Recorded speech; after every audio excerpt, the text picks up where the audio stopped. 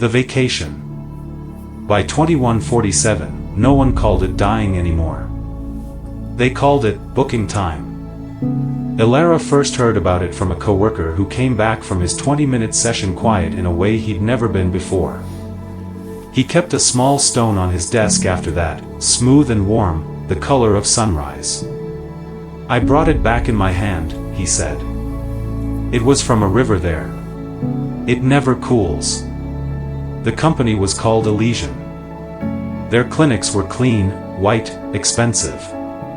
The process was simple on paper.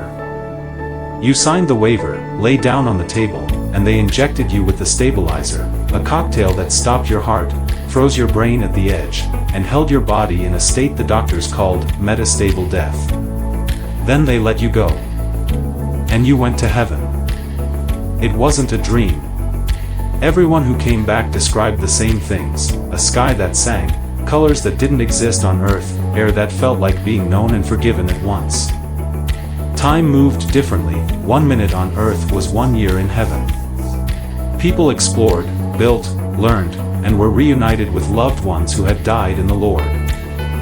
Elara booked 20 minutes, 20 years, for her first trip because she could afford it, and because she wanted to see if the stories were true. The transition felt like falling through water into light. She opened her eyes in a city made of living light, its streets like clear gold, its gates of pearl. There were gardens where fruit grew in every season and trees whose leaves healed. She drank from a river that made her feel young and whole, and the water sang as it moved. On her third day there, she met Jesus.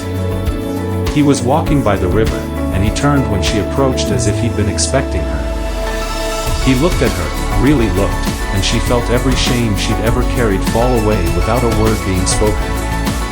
He smiled, and it was the kind of smile that made her knees weak.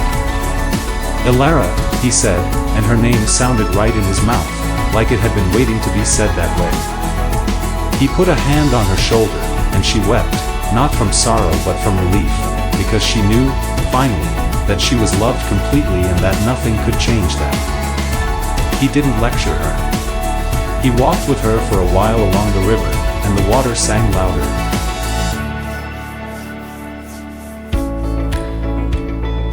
She spent her first years exploring. She climbed mountains that changed color with her thoughts, swam in seas that held her up like hands, and walked through fields of flowers that turned to follow her. She met her grandmother on a hillside, and they laughed for hours under a sky where 2 suns rose and set without burning. She learned to play an instrument made of light and wind, and the music she made became birds that flew away singing. In year 7, she discovered she could go back in time. It wasn't a machine. An angel, or someone who looked like a man made of light, simply asked her, "Would you like to see?" and took her hand. The world folded, and she was standing on a hill outside Jerusalem. She saw Jesus carry the cross, blood on his face, the crowd shouting. She wanted to run to him, to help, but the light man held her gently back. "Watch," he said. She saw the nails, the sky go dark, the cry, the stillness. She fell to her knees and sobbed, because she understood, for the first time, what it had cost. Then the light changed, and the tomb was empty, and she saw him alive, and joy broke over her like a wave. The angel showed her other moments, too. She watched her own birth from above, saw her mother's exhausted smile, her father's tears. She watched herself at 8, crying alone in her room after a fight at school, and she saw Jesus sit beside that little girl, invisible to her then. She watched the day she almost gave up in college, and saw the prayers of her grandmother rising like incense, and the way God had answered. There was no night in heaven, but there was rest, a deep, joyful rest under trees that whispered peace. There was no pain, no sickness, no fear. Animals she'd only seen in pictures came and lay down beside her. She ate fruit that tasted like memory and joy. She watched children build cities out of laughter, and the cities stood. In year 20, she felt the pull, the timer. She stood on a hill overlooking the city, the river below her, the sky singing, and she wept because she had to leave. When she opened her eyes on the table, 20 minutes had passed. The technician smiled. "Welcome back." Elara sobbed. She had been in a place where every desire of her heart was met, and now she was here, in a white room that smelled of antiseptic. That was the problem Elysian had to solve. The first clients came back and took their own lives, desperate to return. So they added a step, and they called it the warning. Before you went to heaven, you were shown hell. It lasted 1 minute of earth time, 1 year there. You were separated from God, alone in darkness and regret, with the full knowledge that you had rejected the life He gave you. When it was over, they sent you to heaven, and the light and music and color washed the memory away, but not completely. Elara had taken the warning. She remembered the absence of all good things more vividly than she remembered the taste of the fruit. That was why she didn't kill herself when she came back. She knew hell was real, and she knew she was meant to finish her life here.